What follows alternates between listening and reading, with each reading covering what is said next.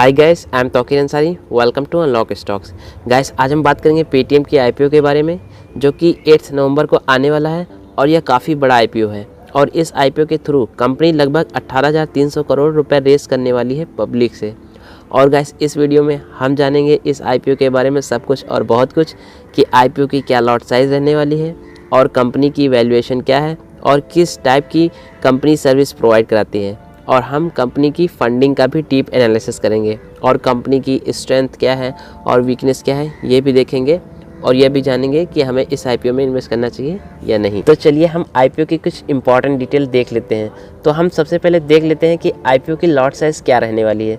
तो guys, IPO की lot size 6 होगी और शेयर प्राइस 2080 से 2150 तक रहने वाला है। जिस हिसाब से अगर देखा जाए तो आपको लगभग मिनिमम 12,900 इन्वेस्ट करने पड़ेंगे एक लॉट खरीदने के लिए, और मैक्सिमम आप 15 लॉट तक खरीद सकते हैं एज अ रिटेल इन्वेस्टर। और आपकी मैक्सिमम इन्वेस्टमेंट होगी 1,93,500। और इस आईपीओ की ओपनिंग डेट 8 नवंबर को है और क्लोजिंग डेट 10th को है। और लिस्टिंग डेट होगी 18 नवंबर, मतलब हम 18 के बाद इस स्टॉक में ट्रेड कर पाएंगे। और ये काफ़ी बड़ा आईपीओ है जिसमें काफ़ी लोगों का फ्रेश अमाउंट लगेगा। और ज़्यादातर आईपीओ बुल मार्केट में आते हैं ताकि हाई लिक्विडिटी पर अच्छा सब्सक्रिप्शन मिल सके। और पेटीएम ब्रांड वाली इस कंपनी का नाम 197 कम्युनिकेशन लिमिटेड है और इसके प्रोडक्ट भी कई अवेलेबल हैं, जैसे Paytm mall, Paytm payment bank, Paytm money. और अब हम बात कर लेते हैं कंपनी के बारे में। तो गाइस, पेटीएम लॉन्च हुआ था सन 2009 को पेमेंट को कैशलेस करने के लिए और डिजिटल करने के लिए, और पेटीएम ने यह बखूबी करके दिखाया है। आज पेटीएम लार्जेस्ट पेमेंट इकोसिस्टम बन गया है और लगभग 16 मिलियन ट्रांजैक्शन डेली ऑपरेट करता है।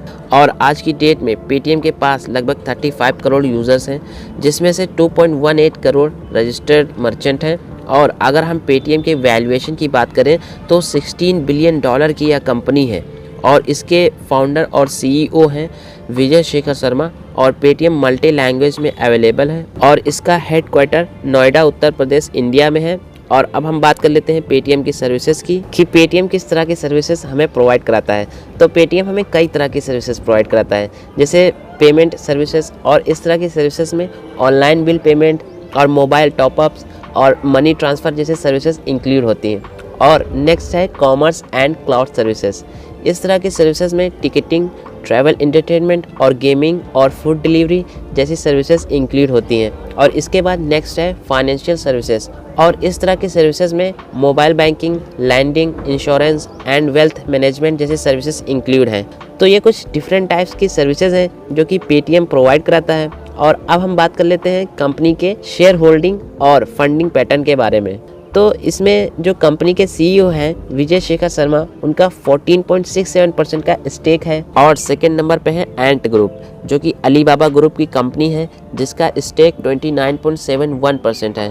और 3 पर सॉफ्ट बैंक विजन फंड है, जो कि 19.63% का स्टेक रखता है। और इसके बाद सेफ पार्टनर का स्टेक है 18.56% और एजीएच का स्टेक है 7.18%। और बर्कशायर हैथवे, जो कि वॉरेन बफेट की कंपनी है, जो कि 2.76% का स्टेक रखती है। और शर्मा होल्डिंग कंपनी का स्टेक 5% है।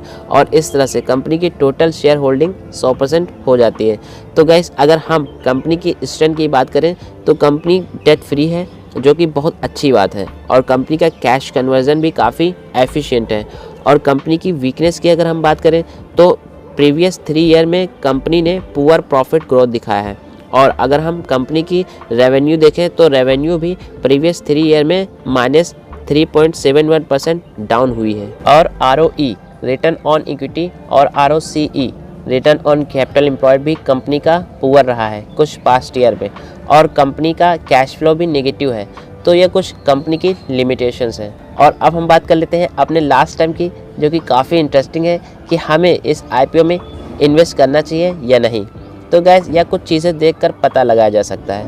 और यहाँ पर मेरा मतलब डेटा से है, क्योंकि डेटा एक ऐसी चीज़ है जो किसी भी कंपनी या मार्केट की एग्जैक्ट पिक्चर दिखाता है। तो यहाँ पर हम कुछ पॉइंट से जानने की कोशिश करेंगे कि ये या फिर कोई भी आईपीओ हो उस पर हमें लिस्टिंग गेन मिलेगा या नहीं। तो पहला पॉइंट है बिजनेस मॉडल। गाइस, कंपनी का बिजनेस मॉडल का फ्यूचर अच्छा है तो हो सकता है कि ज़्यादा उस आईपीओ की मार्केट में हाइप बन जाए। और आईपीओ ओवर सब्सक्राइब हो जाए तो आपको काफ़ी लिस्टिंग गेन मिल सकता है। और इसका दूसरा पॉइंट यह भी हो सकता है कि मार्केट उस आईपीओ को किस तरह से देख रहा है, मतलब पॉजिटिव वे में या नेगेटिव वे में। और अगर पहले ही दिन पॉजिटिव रिस्पांस आ गया है तो लोग उस आईपीओ को और ख़रीदना चाहेंगे, तो यहाँ पर भी आपको लिस्टिंग गेन मिल सकता है। और तीसरा पॉइंट कंपनी के फंडामेंटल हो सकते हैं। अगर कंपनी के फंडामेंटल बहुत अच्छे हैं तो यह भी एक रीज़न हो सकता है कि उस आईपीओ को पॉजिटिव रिस्पांस मिले और ओवर सब्सक्राइब हो जाए। और गाइस, आप भी यह चीज़ देख सकते हैं कि किसी आईपीओ की लॉन्च होने के बाद क्या डिमांड है और उसके बाद आप सब कुछ समझकर लिस्टिंग गेन पा सकते हैं। तो गाइस, हमने इस वीडियो में आईपीओ की इंपॉर्टेंट डिटेल जानी और कंपनी के बारे में समझा कि कंपनी किस किस टाइप की सर्विसेज प्रोवाइड करा रही है अपने कस्टमर को, और कंपनी का शेयर होल्डिंग पैटर्न कैसा है, और कंपनी की क्या स्ट्रेंथ है और क्या वीकनेस है, और हमें आईपीओ में इन्वेस्ट करना चाहिए या नहीं। तो गाइस, आज के लिए इतना ही। आई होप आपको यह वीडियो पसंद आई होगी। हम मिलेंगे नेक्स्ट वीडियो में फिर से। सब्सक्राइब करिए हमारे चैनल को और बेल आइकन को प्रेस करिए ताकि ऐसी इंफॉर्मेटिव वीडियोस आपको मिलती रहें। Thanks for watching.